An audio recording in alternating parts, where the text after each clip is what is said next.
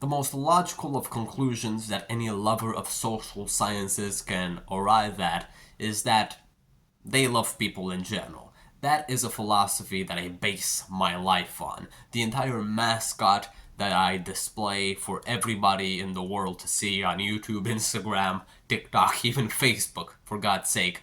And I even use that philosophy in real life with the people that I know are going to see me again and judge me based on my actions, and in general evaluate me based on my character, on my philosophy, and an array of very different things.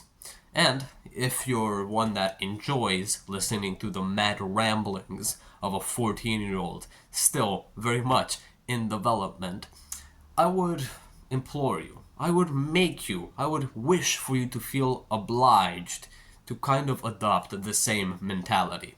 That no matter how much people upset you, no matter how mad you get at the people in your life, whether you love them or not, no matter how much spit and how much filth they throw your way, spit your way, you still find something human in them. You still find a part of yourself. Because isn't this what we do when we read really good literature, really good nonfiction in general?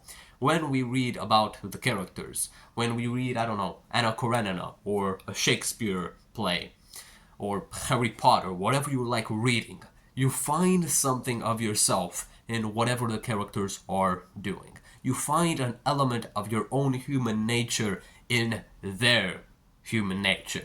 And the most important thing to do whilst doing that is not being ashamed of your own, but still finding the ugliest parts in that human nature that you're reading about and associating them with your ugliest parts.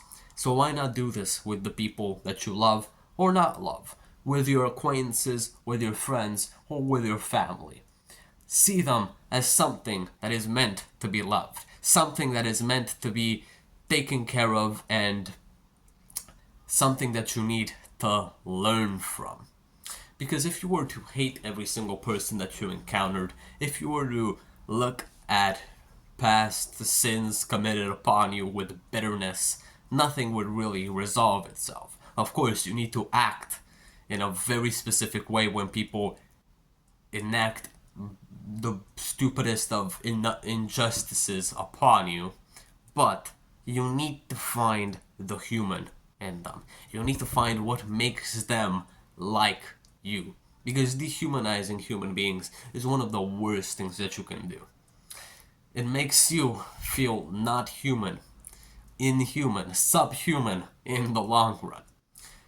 And this is especially important to do, I think, with your family. Because, for example, if one member of your family makes you feel inadequate, they're your goddamn family. They're probably not doing it with a very malicious intention. They're not doing it deliberately to make your day worse.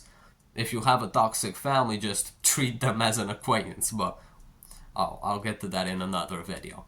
If your father or mother is somebody that you know loves you and wants the best for you, makes you feel bad, remember that the only thing that really matters is the intention, of course. Not the only thing that really matters. But as long as the intention was right, as long as the intention was positive, the effects could be secondary. Of course, if they're not actually world-encompassingly bad.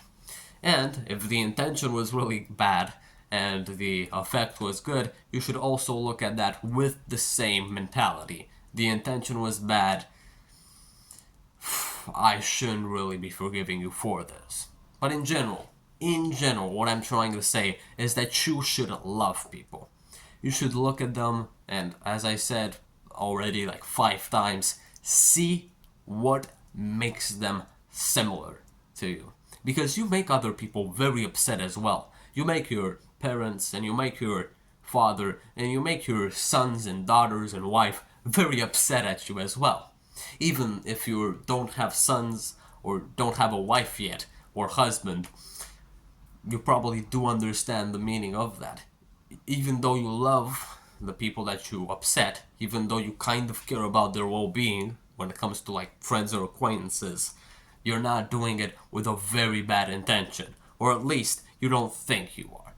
So humanize yourself. Make yourself not necessarily a god among human beings, but a human being that is aware of other human beings, that sees other human beings as somebody made in their image, and themselves as somebody made in their image. Because to a certain point, if we strip enough layers behind the personality of a human being, we find the exact same base as ours. So ultimately, being a people lover means being somebody that loves themselves in a totally non-narcissistic way. I'll see you later.